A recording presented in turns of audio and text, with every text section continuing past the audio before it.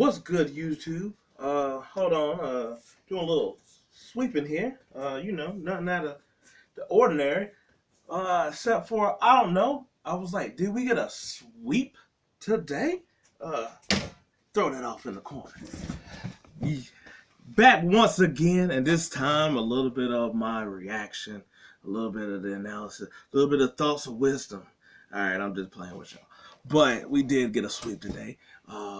I was like, it's over, it's done with. I was like, I guess I had to wear like a little bit of the yellow for the last last little time. Yeah, no. Well, I guess the yellow's in the Denver Nugget color tangent. Anyway, yeah, I guess it's finally over. Sad that we don't get more basketball, but hey, at some point things had to be done. There has to be some death, and today is the funeral of the Lakers. Um, Crazy. Uh, just how the whole game seemed to go, because it seemed like except for game one, it all sort of went the same way. The Lakers tried hard, had a lead through a good portion of the game, dwindled down. I was like, get a little bit more, dwindle down, get overtaken, and then have to come back. And then at that point, it's kind of like, once you sort of got to start come back on the Nuggets, like after that game one, I feel like that it's weird. Like I feel like game one sort of changed the whole thing. Kind of like game one is what gave so much optimism for all these games, and I guess with more hindsight now, is that I actually think that it might have did a little bit more harm, just because for the series and for all these games that that AD and LeBron are going to have to pretty much max out minutes, and also that Ham, who I think did not do enough changes in the. I don't think he got like necessarily out coached. I just don't think he. I think he just sort of just, like took too long to make adjustment. Cause kind of like, and by that I mean like with his rotation. And I feel like game one in that last little bit gave too much of a hand to show what they could do. Whereas like I think most people would have been like, game two sort of a wrap. We're down too much. We'll come back with the adjustment. I think I might know what to do later on. But I was like, they gave Tristan Thompson a lot of minutes this game, which I felt was weird because Mobamba got cleared and he didn't play at all. You played Thompson, but it's like you've been had Tristan. So why wait until now? I get it's more desperation mode where you're just throwing out some bag of tricks. But to me, if you're going to throw out a bag of tricks to save you, it would be more, to me, Mobamba, where it's like he could probably do that same much, provide offense and a little more defense. Whereas like, but Tristan is a big body that's like, cool, he's a big body you can throw out there for about 4 or 5 fouls or whatever like that. He ain't what he used to be, of course. But he's somebody that at least just give Jokic another look. And it's just like weird that I'm like, you wait until now to implement that. Vanderbilt didn't get like any playing time today. And and I was like, it's also weird too that like Gordon happened to go off in the same mode where you're not using your rotate, where you don't have your rotation on Rui and Vanderbilt. This to me, this was the Nuggets almost best case scenario of like their ceiling, cause like you didn't, cause all your starters pretty much and all your top player pretty much gave you what you needed. Where it was like Gordon came up to play to seal this game out. I was like Jokic was himself with 2 double rainbow threes out there, and of course with a triple double. I was like, Jamal Murray didn't go off like how Jamal Murray does, but Jamal Murray still came in aspects or whatever to where it wasn't just like where we're not like necessarily calling him like where's he at. Michael Porter Jr. came in with his normal amount of points. KCP came and played. You didn't really get a Bruce Brown or nothing like that, but you didn't need that when Gordon finally showed up or whatever. And I'm like, once Gordon shows up, because I was like, y'all were doing this while y'all just basically playing, like where it was just like one rotating person with Murray and Jokic and stuff like that. You don't have no choice when Gordon starts to go. LeBron came out with a hell of a fury, to the point that I was like, I don't know what he could do else in the second half.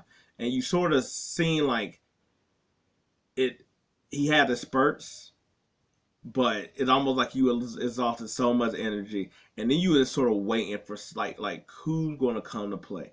Now, granted, I was like, LeBron's this series has been up and down. Like you don't look necessarily at the stat, but if you look at the games, it's like you can see where he's like giving maximum effort and when he's like not. And of course, he's 38, so you gotta get it how you can, but you could see that it was that he put all out this game. He put all out the first game.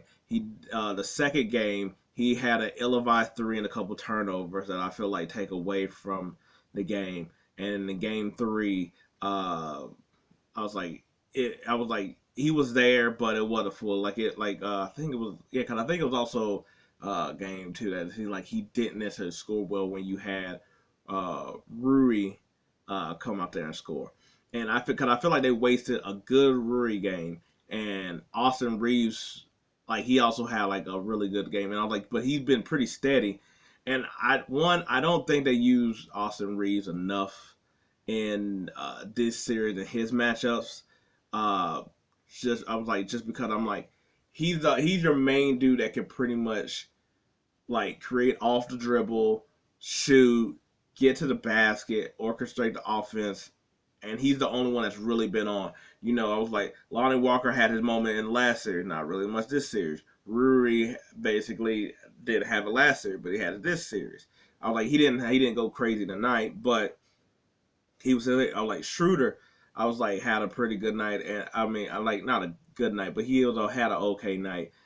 And even though I was like, but he's trying to do so much on the defensive end of trying to contain Murray, but then when he gets switched on everybody else, he's just so much smaller than everybody else. That yes, against Murray, him and his long wingspan can work, but so against Michael Porter, nah, you ain't nothing here, nothing.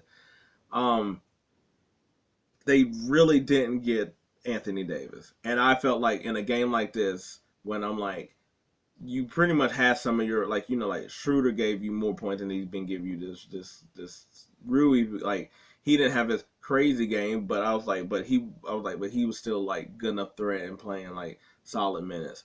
I was like Austin had been pretty effective. LeBron maxed out in this game. To me, I was like, you need this. It's almost as reminiscent of the Sixers, where it's like you need your top stars to come through and play. Jokic had pretty much I was like he came through even when he's had like bad halves or something like that. He came through and did it in other ways. I was like Jamal Murray has had bad game, but then he comes in the end for a flourish from the fourth quarter.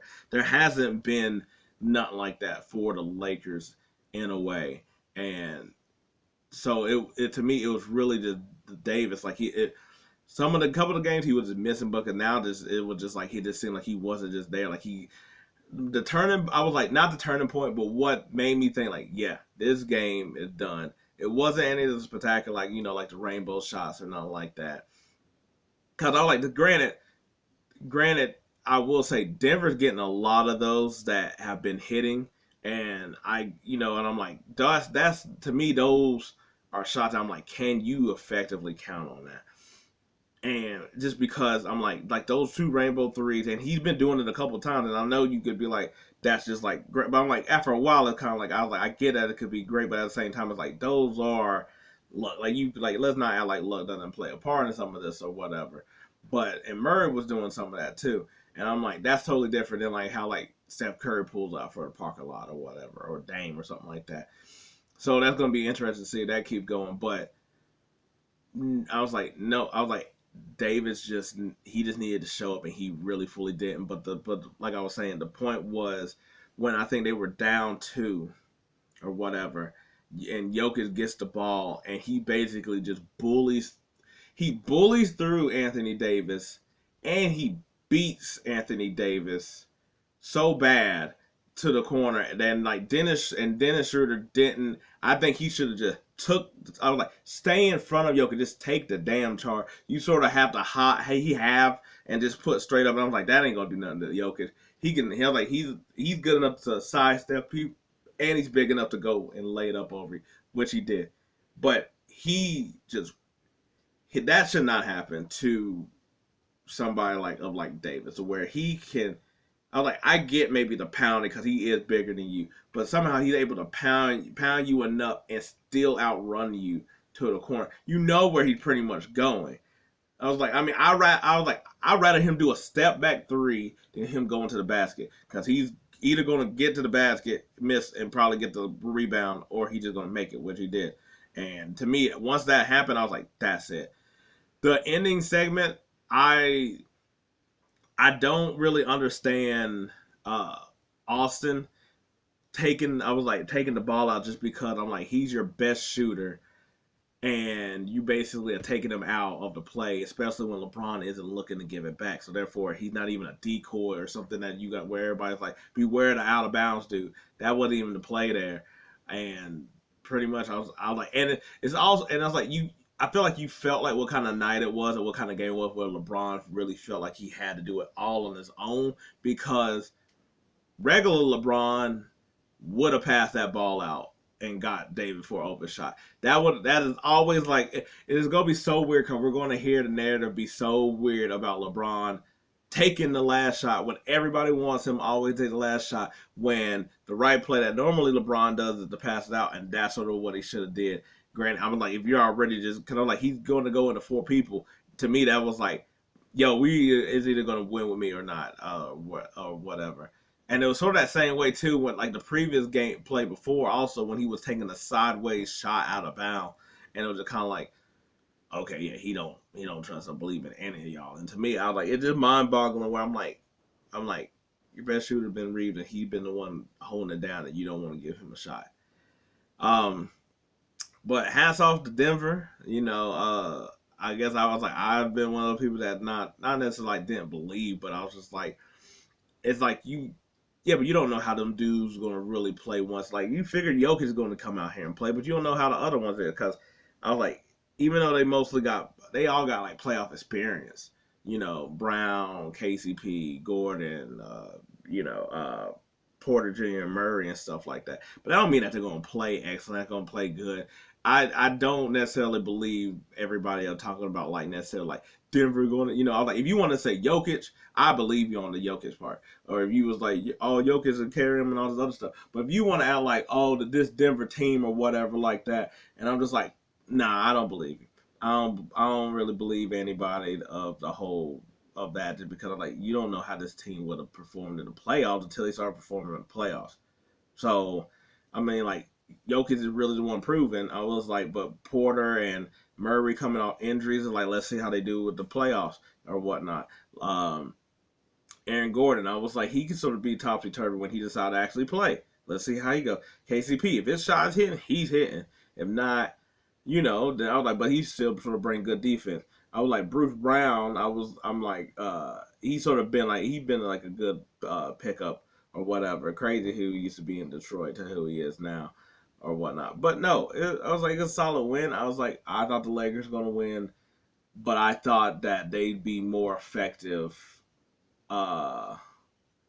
with their play style versus the Nuggets. I mean, the Nuggets was also hitting shots like crazy and on like a crazy level that I feel like is also the difference, along with the Lakers not being able to hit nothing. And I just felt like they just sort of ran out of gas. That's what I sort of felt like. I felt like they just sort of ran out of gas, and that they were relying on players who like Reeves showed up a play, but Reeves sort of been a constant the last couple years.